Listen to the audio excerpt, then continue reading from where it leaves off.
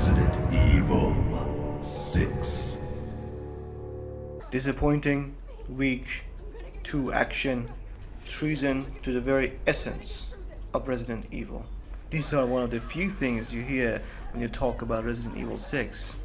When it comes to Biohazard 6, discussions about the game being actually good is usually not on the menu. I think we all know the story behind this game, its downfall, and all the criticism that it actually received during its inception, release, and until now. But why did all these things happen? Why was it made in the first place? And what got all the RE fans' knickers twisted in a bunch? And today, I'm here to give a refreshing perspective when it comes to this game and how it should actually be received. But first, how and why the game was made in the first place. And yes, I know, Resident Evil is very famous. It's one of my favorite worlds and lores in the whole world, I know. But why was it made the way it was? Well, to do that, we have to go back to 2005, the release of one of the most legendary games ever created. The game that revolutionized gaming as a whole, Resident Evil 4. From my tone, I assume you already know that I'm a massive fan to Resident Evil, and especially its fourth game. But why was Resident Evil 4 a turning point? Well, you have to understand, after 3 games and a few side ones when it comes to the first Resident Evil games, especially the trilogy, as great, scary, engaging, artistic and beautiful as they were, trust me, I know, big fan. The franchise and the system was getting a little stale, and people, and Capcom itself most importantly, were starting to notice. Shinji Mikami, still working at Capcom, the father of survival horror, agreed, and he started working on a foundation for the next generation of Resident Evil. 1 time, 2, even 3 times they tried to revolutionize the series, but failed. It wasn't what they wanted, and they were sure it's not what fans asked either. One version is known as the Fog version, Mystique, however, not good enough. The other is known as the Castle version, very interesting, not good enough. One even turned into Devil May Cry, God knows how different that game was. However, by the 4th time, and yes I know, the irony is not lost on me, they were successful. Props to Capcom and all those who did not give up during this tedious endeavor. Any other company would have axed the project by then. However, there was no need. By the 4th time, the legendary director Mikami, the father of survival horror, had cracked the code and gotten his wish. He not only built a very strong foundation for Resident Evil series that will be eternal, he also had revolutionized gaming and the way we perceive them for a long time to come. Franchise fatigue and fan frustration was no longer an issue. And here we are starting. Here comes RE4, the change that was needed, the change everybody wanted, and the change nobody expected to bring both greatness and a disaster upon the fans for years to come. But why was the change needed in the first place? Well, beyond the graphic updates that was needed since we moved to the next generation, the gameplay needed a huge change as well. As the hardware improved and 3D creations became easier and much more precise to do, the old artistic background, fixed camera angles, and a stiff, enjoyable for the time, but not excusable anymore, tank controls needed to change and evolve. And Capcom, being a pioneer of gaming itself, knew that very well. It was time for the artists to show their work and revitalize the franchise that was in deep need of rework. And change we wanted, and change we got. When the game released, everyone was flabbergasted of the incredible pure art that they had in their hand. The franchise did not change, it evolved. They took the beautiful foundation, strong ones, and started creating an empire. You know what they say, Rome wasn't built in a day, but neither was Resident Evil. The game just didn't change Resident Evil, but it changed gaming as a whole. New ideas, mechanics, and improvement brought the franchise and gaming to a whole new level. A change that, if it didn't happen, could have cost gaming a few more years until it actually got there. Who knows? It could have actually cost us the games that we love so much today being different, or maybe even not existing at all. Dead Space, Gears of War, and countless other games come to mind. You see, the mistake Capcom made was forgetting that they were an art station. They created pure art and passion. It was everybody else that tried to copy them and learn from Capcom, not the other way around. Not what they did with Resident Evil 5 or 6. But why did Capcom do what they did? Some attribute this to the success of RE4 and foolishly try to blame the franchise's fall on this beautiful game alone. No, the only one to blame is Capcom for being so out of touch with the audience and what they actually wanted, and why Resident Evil 4 was so successful. Capcom didn't see how Resident Evil 4 revolutionized gaming, its new camera perspective, its grand ideas, the director AI controlling the game's difficulty throughout the game based on how well you actually play.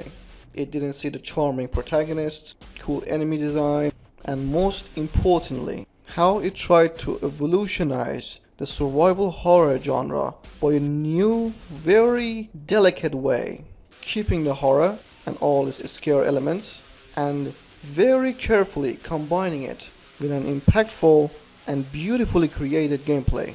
Sure, all Resident Evil games had action to some degree, but just because Resident Evil 4 leaned more into it and had more of the set element does not mean that adding more action to the game was a bad thing. However, too much of anything can be poison. You have to understand what game you're trying to actually create and use exactly the amount you need in each area to make sure the game is well balanced, well made, and tailored to the audience that seeks that genre. Sure, RE4 had more action, but it wasn't too much. It was exactly the right amount. To be exactly honest, if it wasn't because of the longer runtime, which I'm a huge fan of by the way, does Resident Evil 4 truly have way more action than Resident Evil 3? Sure, it does have more, but not to a very insane degree. But it wasn't over the top. Well, not always. But it knew how much and how far it needs to go to make sure the horror perspective and the core essence of the franchise is protected.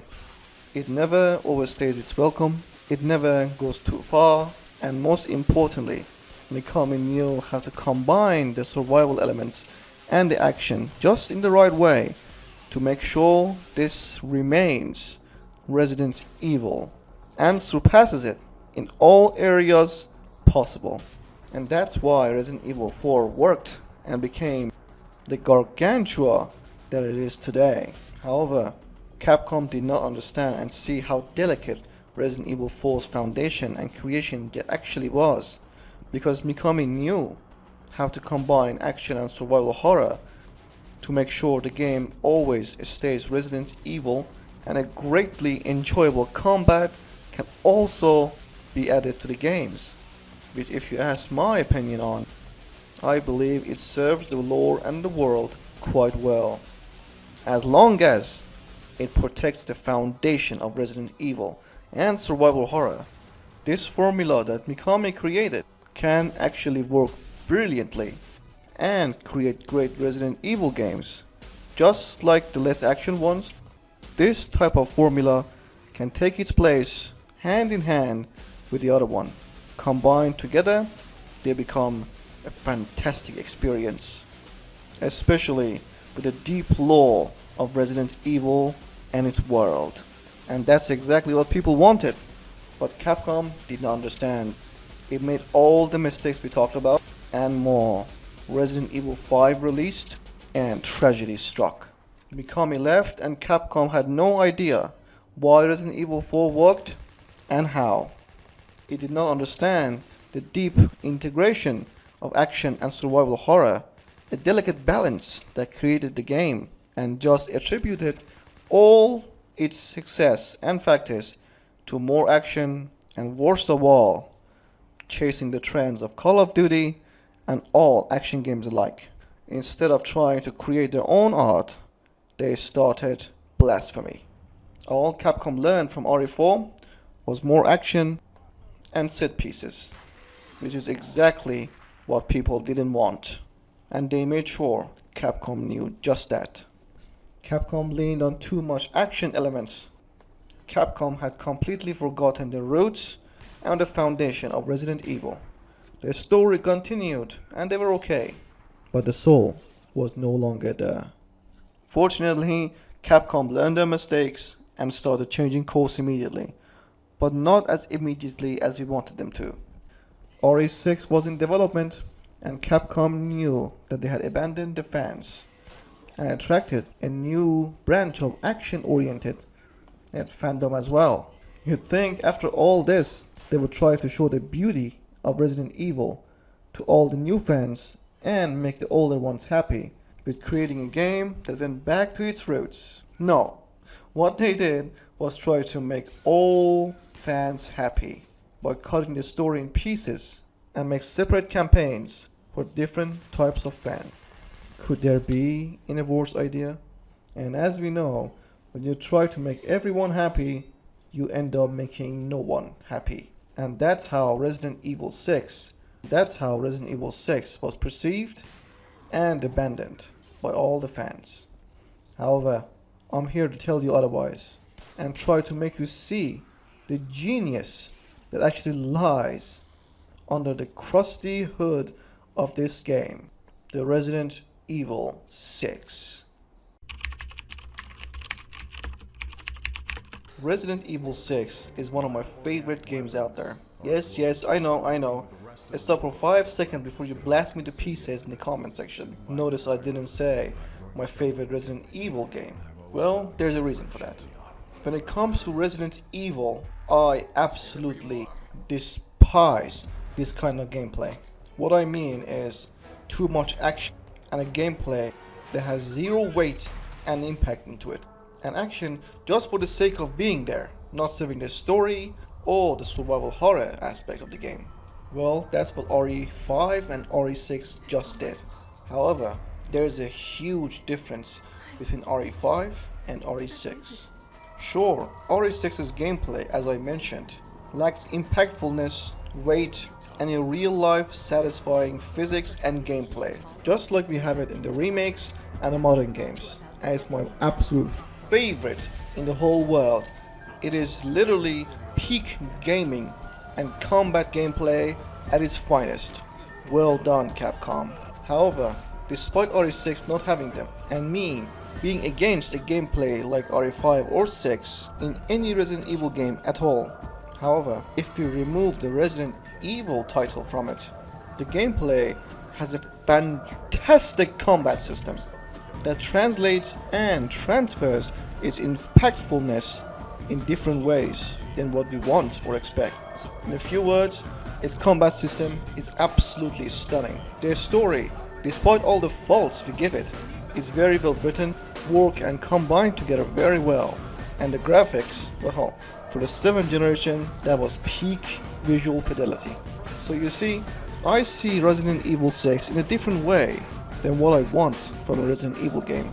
To me, it resembles Resident Evil animation and the CGI movies the most, which I really love, by the way. I enjoy them greatly, mostly because of the lore and the great protagonist entanglements. And that's exactly what Resident Evil 6 is.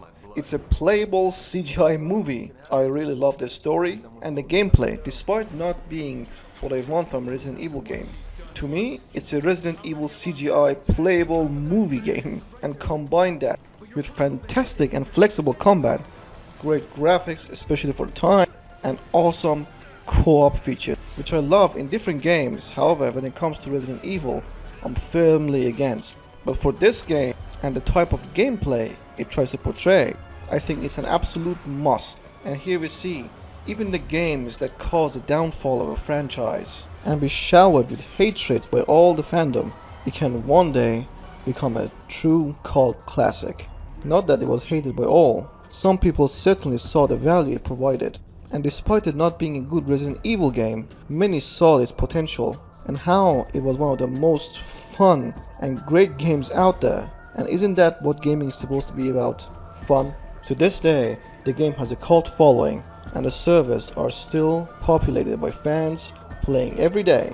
And that's because it may not be a great Resident Evil game, but it is a fun and fantastic game nonetheless. A great cooperative shooter with great co-op and an awesome combat system that is very versatile and complex. It may not have the best DNA when it comes to Resident Evil, however, it still has the soul.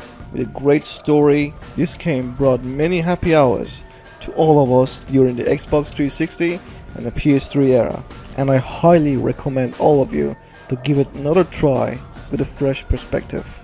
And hopefully you can see as well why Resident Evil 6 is a really great game. I am your host, The Immortal, and thank you for watching this retrospective.